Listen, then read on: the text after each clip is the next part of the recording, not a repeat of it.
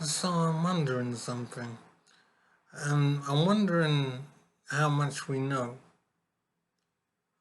And the reason I'm wondering this is that I'm thinking that over history, over the periods of time that have passed, at certain stages we thought we knew a lot about how the universe worked.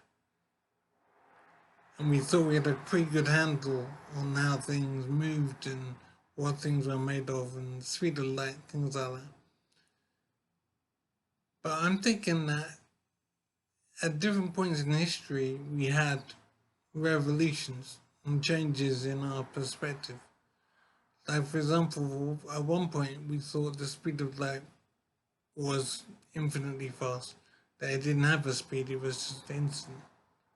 And then we found out that it did have a speed, and we even measured the exact speed.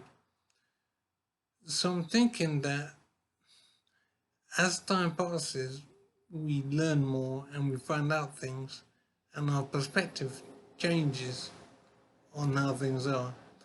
So I'm thinking that all the things we know now are at a certain level, but in 100 years, the things we would have learned would change what we think is true. So what we think is true now will be different to what we think is true in 100 years. And the same applies for 1,000 years or 10,000 years. The things we think are laws of the universe sometimes prove to not be true. As I said, we thought that the speed of light was instant, that it didn't have a speed essentially. But then we found out that it did. And one of the things we found out is that the speed of light is constant and nothing can exceed the speed of light.